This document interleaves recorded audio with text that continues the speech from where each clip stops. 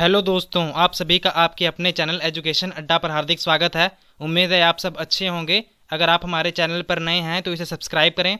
आने वाली वीडियो को मिस ना करने के लिए बेल आइकॉन दबाएं। तो आज हम करेंगे सीटेट पेपर 2015 के एसएसटी के पेपर डिस्कस। तो आप बने रहें हमारे साथ एंड तक वीडियो देखें। तो हम शुरू करते हैं अपने पहले क्वेश्चन से।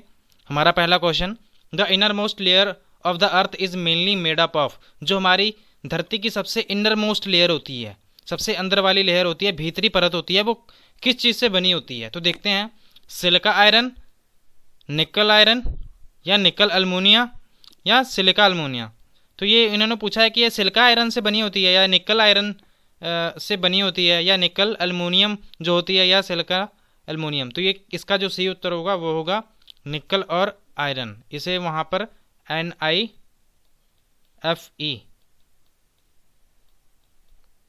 निकल और आयरन से बनी होती है। तो सबसे पहली जो परत होती है क्रस्ट, भूपरपटी, वो किसकी बनी होती है?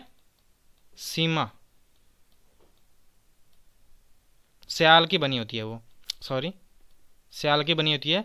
सिलिका प्लस अल्मोनियम की बनी होती है जो पहली परत होती है, भूपरपटी जिसे कहते हैं। तो चलिए चलते हैं question number 2। Which one of the following may cause ट्रेमेंडस destruction only on the coastal areas. इनमें से हमने बताना है कि कौन सा जो कारण बनेगा जो सबसे ज़्यादा तबाही मचाता है, जो तटीय इलाके होते हैं, तटीय क्षेत्रों में ज़बरदस्त विनाश का कारण बन सकता है। निम्नलिखित में से कौन सा? तो देखते हैं, सुनामी, भूकंप, अर्थक्वेक, वोल्केनो ज्वालामुखी, या ज्वार टाइड। तो इसका सही उत्तर कौन सा होगा? इसका जो सही उत्तर होगा वो होगा सुनामी।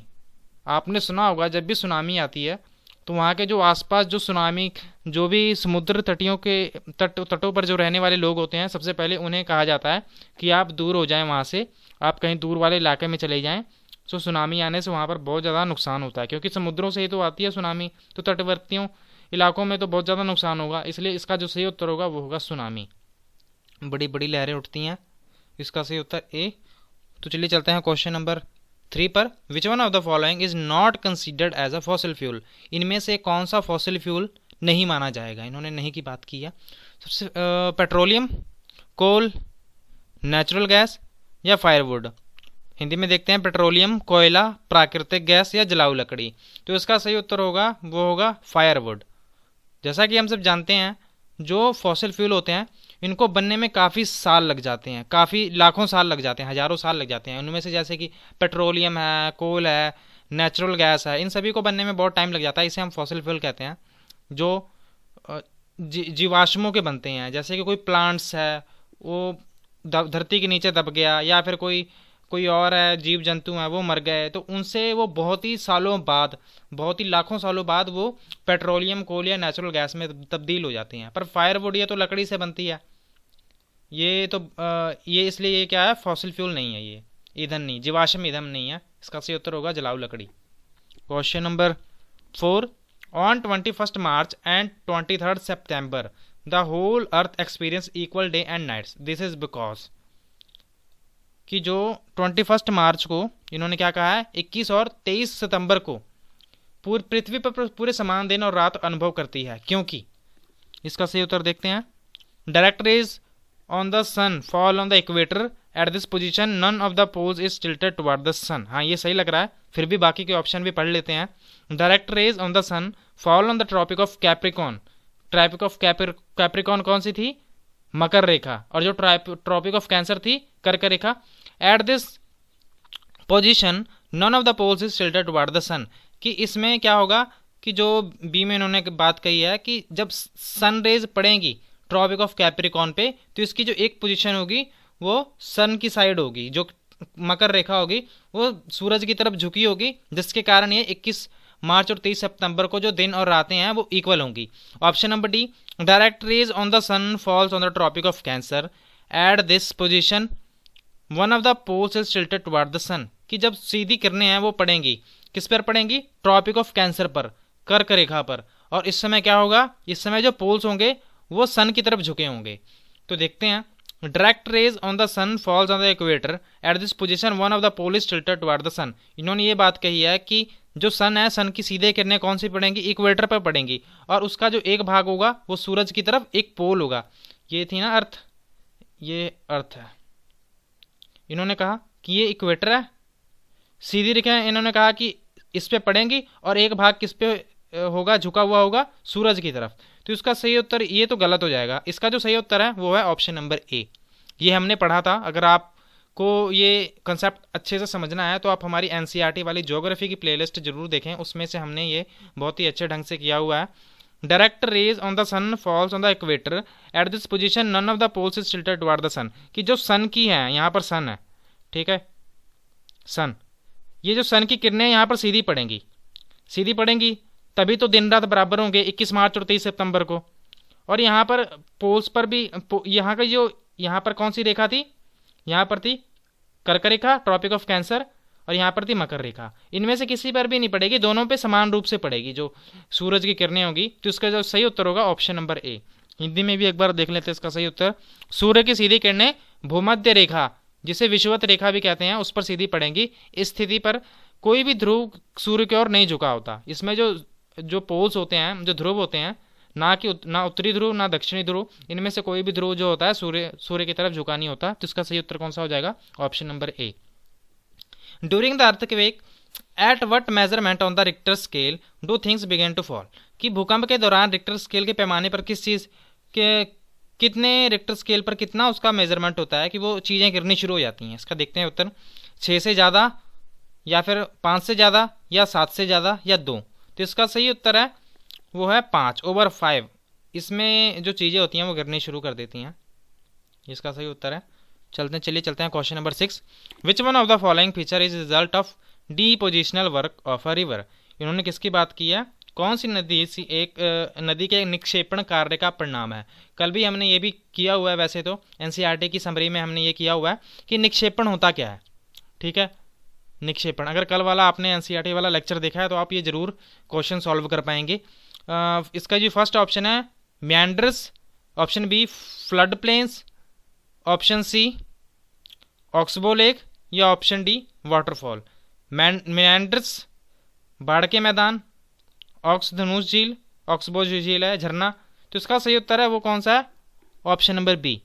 होता क्या है डिपोजिशनल वर्क में, निक्षेपण क्या होता है, जब भी कोई भी पानी या फिर जल है, वो रिवर्स है, वो क्या करती हैं, यहाँ से मिट्टी ले जाती हैं, या पर्वतों से जब भी बहकर आती हैं वो मिट्टी खुर्च खुर्च कर लाती हैं और उसको क्या करती हैं, बाढ़ के रूप में आती हैं, बहुत सारी मिट्टी ले जाकर इधर बिछा देती हैं, इधर इधर ऐसे ज़मीन पर सारी मिट्टी बिछा देती हैं। तो उससे क्या होता है कि मैदानों का निर्माण होता है। वो बाढ़ के मैदान होते हैं जिसमें उपजाऊ शक्ति बहुत ज़्यादा होती है। तो इससे क्या होता है, ऐसे प्लेन्स बने हैं, ऐसे मैदानों का निर्माण इस तरह हुआ है, नदियों द्वारा किया गया है। तो उसका सही उत्तर कौन सा होगा, option number B. Option number B is the right answer. Question number 7। Bering strait is a narrow stretch of a shallow water that connects. जो बैरिंग जल संधि है, बैरिंग जल संधि ये कौन कौन से ओशंस को जोड़ती है। बैरिंग स्ट्रेट है जो, देखते हैं Pacific Ocean and Atlantic Ocean, Atlantic Ocean and Indian Ocean, Arctic Ocean and Pacific Ocean, Indian Ocean या पैसिफिक ओशन। तो ये जो दोनों जोड़ती हैं, ये जोड़ती हैं आर्कटिक ओशन और पैसिफिक ओशन को।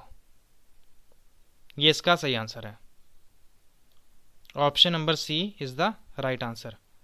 चलिए देखते हैं अब question number next. Question number 8। Breeding of fish is specially constructor tanks and Pond's is known as. जो कि ब्रीडिंग ऑफ फिश है, जो कि मछलियों का जो प्रजनन किया जाता है, उसे हम क्या कहते हैं, पेसिकल्चर, विटिकल्चर, हॉर्टिकल्चर या सेरिकल्चर। सेरिकल्चर इसका जो सही उत्तर होगा वो होगा पेसिकल्चर। ठीक है, मछली पालन। और विटिकल्चर क्या होता है, जब हम अंगूरों की खेती करते हैं। हॉर्टिकल्चर क्या होता है, जब हम फ्रूट्स वगैरह की खेती करते हैं, फ्रूट्स फ्लावर्स सब आ जाते हैं इसमें। और सेरिकल्चर क्या होता है, सेरिकल्चर जब हम रेशम के कीड़ों की जो होती है उनको जब पालते हैं, उसे हम सेरिकल्चर कहते हैं। ठीक है, इसका जो सही उत्तर होगा वो होगा मछली पालन is the right answer. Question number 9। Which one of the following grassland is the homeland of native American. ये भी वैसे सीटेट का रिपीटेड क्वेश्चन है, ये दूसरी बार हम पढ़ रहे हैं। इसमें से हमने बताना है कि कौन सा ऐसा घास का मैदान है जो नेटिव अमेरिकनों की मातृभूमि है। स्टेपी है, प्रेरीज, पंपास या वेल्ड्स। तो इसका जो सही उत्तर है वो है प्रेरीज। प्रेरीज के घास के मैदान है वो कहाँ के हैं, नेटिव अमेरिकन के हैं, अमेरिका में, यूएसए में है ये। तो चलते हैं question number 10। Consider the following two statement 1 and 2 on social advertisement. Social advertisement की इन्होंने बात की है, उन्होंने कहा कि इनमें से कौन से स्टेटमेंट सही है, आप बताएं। सामाजिक विज्ञापनों पर निम्नलिखित दो कथनों में से विचार करें और सही उत्तर चुनें।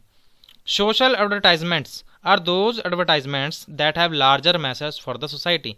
कि सामाजिक विज्ञापन के विज्ञापन होता है जिनमें समाज के लिए एक बड़ा संदेश होता है। हाँ, ये बात तो सही है कि समाज के लिए बड़ा संदेश होता है।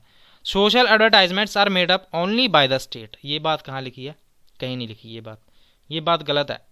दूसरी ऑप्शन गलत है। सामाजिक विज्ञापन केवल राज्यों द्वारा किए जाते हैं। क्या विज्ञापनों सामाजिक विज्ञापन करने का हक क्या सिर्फ राज्यों को है? तो उसकी ऑप्शन नंबर बी तो गलत हो जाएगी, ऑप्शन नंबर जो 2 है। तो देखते हैं इसमें सही उत्तर कौन सा होगा। बोथ 1 and 2 फॉल्स, तो ये गलत है। 1 फॉल्स एंड 2 इज ट्रू, ये भी गलत है क्योंकि सेकंड गलत है। बोथ 1 and 2 आर ट्रू, ये भी गलत। इसकी जो ऑप्शन नंबर डी है, first is true and second is false, पहली सत्य है और दूसरी असत्य है। Option number D is the right answer. चलिए चलते हैं क्वेश्चन नंबर 11। द जनपद पंचायत हैज, जनपद पंचायत हैज ये क्या थी? के पास क्या होते थे? मैनी जिला परिषद अंडर इट, कि बहुत सारे इनके साथ अंडर जिला परिषद हुआ करते थे।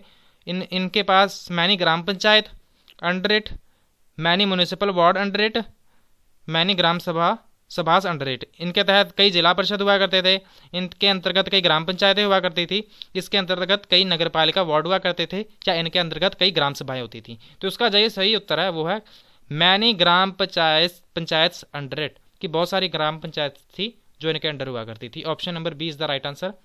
चलिए देखते हैं यहाँ पर question number 12। What is the angle of inclination of the earth axis of its orbit plane? ये भी हमने पढ़ा हुआ है एनसीईआरटी की समरी में। तो देखते हैं इसका सही उत्तर कौन सा होगा। पृथ्वी की धुरी के झुकाव का कक्ष का कोण क्या होता है? तो इसका जो सही उत्तर है क्या 23.5 डिग्री है, 90 डिग्री, 45 डिग्री या 66 and 5? तो इसका जो सही उत्तर होगा वो होगा 66.5 डिग्री। ये सही है इसका, सही, ठीक है, 66.5 डिग्री। और 23.5 डिग्री पर कौन सी रेखा स्थित है? 23.5 डिग्री हम तब तक नहीं बता सकते जब तक हमें ये नहीं पता हो कि वो पोल कौन सा है। अगर हम बात करें नॉर्थ पोल की, और 23.5 डिग्री साउथ पोल, उत्तरी और दक्षिणी, तो ये जो 23.5 डिग्री नॉर्थ पर जो रेखा स्थित है वो कौन सी है? ट्रॉपिक ऑफ कैंसर, कर्क रेखा। और जो 23.5 डिग्री साउथ पे स्थित है, दक्षिण में स्थित है, वो कौन सी है? मकर रेखा, ट्रॉपिक ऑफ कैप्रिकॉन। तो चलिए चलते हैं question number 13। Which one of the following is not component of maps? Maps का कंपोनेंट्स कौन सा घटक नहीं है? अगर हमने मैप्स बनाने हैं, मैप्स बनाने के लिए हमें मानचित्र बनाने के लिए हमें कौन सा जो घटक है उसकी ज़रूरत नहीं पड़ेगी। तो देखते हैं, क्या साइज, डायरेक्शंस, सिंबल्स या डिस्टेंस, आकार, दिशा, प्रतीक या दूरी? तो उसका जो सही उत्तर होगा वो होगा साइज। हमें मैप्स बनाने के लिए ज़रूरत पड़ती है किस किस की? डायरेक्शन की भी ज़रूरत पड़ती है, सिंबल्स की भी ज़रूरत पड़ती है, डिस्टेंस की भी ज़रूरत पड़ती है। तो उसका सही उत्तर कौन सा होगा? साइज। साइज की हमें ज़रूरत नहीं पड़ती, ठीक है, आकार की ज़रूरत नहीं पड़ती। बाकी ये 3 क्या है? घटक हैं। ये 3 घटक हैं, direction, symbols and distance are the components for making a map. Question number 14। The Rowlatt Act 1919 was opposed because, कि 1919 का विरोध था, जो रॉल्ट एक्ट था उसका विरोध क्यों किया गया था? It gave right to separate electorate to Muslim, कि इसने सेपरेट इलेक्टोरेट मुस्लिम को दे दिया था। इंट्रोड्यूस्ड डायरकी इन प्रोविंस, कि प्रांतों में वर्ण व्यवस्था शुरू कर दी गई थी। It disallowed Indians from possessing arms, इन्होंने भारतीयों को हथियार रखने से रोक दिया था। It कर्ब the fundamental rights like freedom of expression and strengthen police powers, इसने अभिव्यक्ति की स्वतंत्रता जैसे मौलिक अधिकारों पर अंकुश लगाया और पुलिस शक्तियों को मजबूत किया। तो इसका सही उत्तर होगा ऑप्शन नंबर डी। इसमें इसी कानून के पास होने के बाद गांधी जी ने सत्याग्रह का जो शुरू किया था, इसी एक्ट के बाद किया था। इस एक्ट के अंतर्गत क्या होता था, लोगों को अगर शक होता था कि हाँ ये गलत काम कर रहा है, पुलिस को लगता था कि हाँ ये कोई भी गलत काम कर रहा है या फिर किसी भी के साथ विद्रोह करने की कोशिश कर रहा है, तो उसको पहले से ही बिना किसी नो दलील, नो अपील, उसको सीधा गिरफ्तार कर लिया जाता था, ठीक है। तो इसका जो सही उत्तर है वो है option number D is the right answer. चलिए चलते हैं question number 15। Which one of the following was not the condition to became a member of सभा इन द चोला एम्पायर। इनमें से इन्होंने पूछा है कि हमें जो चोल साम्राज्य की सभा के सदस्य बनने के लिए निम्नलिखित में से कौन सी शर्त नहीं थी। तो देखते हैं इसका सही उत्तर। It should between 25 and 70 years of age, कि वो उनकी उम्र 25 से 70 साल होनी चाहिए। They should owner of the land from which land revenue is collected, कि उनको भूमि का मालिक होना चाहिए जिसे भू राजस्व एकत्रित किया जाता था। They should have their own homes, उनके पास अपने घर होने चाहिए थे। They should have knowledge of Vedas, कि उनको वेदा की नॉलेज होनी चाहिए। उसका जो सही उत्तर है वो है ऑप्शन नंबर ए। ये शायद 25 नहीं 35 से 70 ईयर ऑफ एज होता था, 70 ईयर ऑफ एज होता था। तो यहाँ पर जो 25 है, इसलिए इसका जो सही उत्तर होगा ये। वैसे ये चारों में से ये बात ही गलत कही हुई है, तो इसका जो सही उत्तर होगा ऑप्शन नंबर ए, कि उनकी उम्र 25 से 70 साल के बीच होनी चाहिए। ठीक है, इस पर टिक करिए। चलिए चलते हैं question number next. In Buddhism bodhisattvas, बौद्ध धर्म में बोधिसत्व कौन थे। पर्सन हु अटेन्ड एनलाइटनमेंट, जिनको आत्मज्ञान प्राप्त हो गया था, क्या वो उन्हें हम बोधिसत्व कहते थे। स्टेटस ऑफ बुद्धा, कि बुद्ध की मूर्तियों को कहा जाता था चाइनीज बुद्धिस्ट पिलग्रिम, चीनी बौद्ध तीर्थयात्री होते थे, या बुद्धिस्ट स्कॉलर, जो बौद्ध के विद्वान हुआ करते थे, जो बौद्ध धर्म के जो लोग हुआ करते थे, जो उनको बहुत ज़्यादा ज्ञान हुआ करता था, उन्हें कहा जाता था विद्वान हुआ करते थे। तो उसका सही उत्तर है वह व्यक्ति जिन्होंने आत्मज्ञान प्राप्त किया है। Person who attend enlightenment is the right answer. Question number 16 का ए सही है। अब आ गया 17। Garbhagriha the most important part of the some of the earliest Hindu temples was, कि कुछ शुरुआती हिंदू मंदिरों में सबसे महत्वपूर्ण हिस्सा गर्भगृह था। ठीक है। द प्लेस, ये गर्भगृह क्या था देखते हैं। The place in the temple where people could assemble, कि वह मंदिर का वो स्थान जहाँ लोग इकट्ठे हुआ कर सकते थे और अपने जो भी रिचुअल हुआ करते थे उन्हें पूरा करते थे। The place where religious ritual were not performed, जहाँ वो स्थान जहाँ पर अनुष्ठान नहीं किए जाते थे। Not caves elaborately decorated with sculpture and painted walls, कि जो गुफाएं हुआ करती थी उन्हें मूर्तियों और चित्रों द्वारा क्या किया जाता था, सजाया जाता था। तो option number D, the place where the images of the chief deity was installed, कि वो स्थान जहाँ मुख्य देवता की प्रतिमा स्थापित की गई थी। तो उसका जो सही उत्तर होगा गर्भगृह किसे कहा जाता था, the place where the images of the chief deity was installed. इसका सही उत्तर है option number D is the right answer. गर्भगृह क्या था, जो वह स्थान जहां प्रमुख देवताओं की प्रतिमा स्थापित की गई थी, वो क्या था, गर्भगृह। इसका सही उत्तर है option number D. Question number 18, which one of the following is a type of tropical grassland. इन्होंने ट्रॉपिकल ग्रासलैंड उष्णकटिबंधीय घास के मैदानों की उन्होंने पूछा है कि निम्नलिखित में से कौन सा प्रकार है, सवाना, पंपास, स्टेपी या डाउन। तो इसका सही उत्तर कौन सा होगा, वो होगा ऑप्शन नंबर ए, सवाना। मैं आपके लिए इसके लिए भी एनसीईआरटी की एक समरी लाऊंगा जिसमें मैं आपको ये सारे क्लियर करवा दूंगा कि ये मैदान कहाँ कहाँ पाए जाते हैं। तो चलिए चलते हैं question number 19। The term hagiography refers to, कि ये शब्द हेजियोग्राफी संदर्भित करता है writing of saint biography, writing of rulers autobiography, writing of saints autobiography या राइटिंग ऑफ रूलर्स बायोग्राफी। जो इसका सही उत्तर है वो है राइटिंग ऑफ सेंट्स बायोग्राफी, संत के जीवनी लिखना। Question number 20, consider the following two statement 1 and 2 about food security and choose a correct answer. कि इन्होंने खाद्य सुरक्षा के बारे में लिखित में 2 कथन दिए हुए हैं, इन पे विचार करें और सही उत्तर दें। The ultimate aim of agriculture development is to increase food security, कि कृषि विकास का अंतिम उद्देश्य है खाद्य सुरक्षा को बढ़ाना। Food security refers to the existence of availability of food to all the people in the times of natural calamities when there is occurs shortage of food, कि खाद्य सुरक्षा प्राकृतिक आपदाओं के समय में सभी लोगों को भोजन की उपलब्धता के अस्तित्व के संदर्भित करती है जब भोजन की कमी होती है। तो इसका सही उत्तर कौन सा होगा, ऑप्शन नंबर यहाँ पर जो फर्स्ट है वो बात तो इन्होंने सही कही है कि जो एग्रीकल्चर डेवलपमेंट का मेन होता है कि मेन जो होता है ऑब्जेक्टिव होता है कि फूड सिक्योरिटी जो खाद्य सुरक्षा होती है उसको बढ़ाया जाए। और वैसे खाद्य सुरक्षा वैसे आपको कल भी हमने पढ़ा था कि खाद्य सुरक्षा वो होती है जब सभी लोगों को पर्याप्त रूप से खाना हो, किसी देश में भी सबको फूड मिले, सबके पास कैपेसिटी हो फूड खरीदने की, ठीक है, उसे हम कहते हैं फूड सिक्योरिटी। पर इन्होंने क्या बात कही है सेकंड ऑप्शन में, food security refer to the existence of availability of food to all the people in the time of सिर्फ नेचुरल कैलामिटीज, जो कि अगर प्राकृतिक कोई डिजास्टर है, कोई प्राकृतिक आपदा आई हुई है, कोई भूचाल है या फिर कोई सूखा पड़ा हुआ है या बाढ़ आ गई है, तो सिर्फ उसी समय में ये इस बात को ध्यान में रखा जाएगा फूड सिक्योरिटी का। तो ये बात गलत है, ये ऐसा नहीं है, उन्होंने हर समय की बात की हुई है।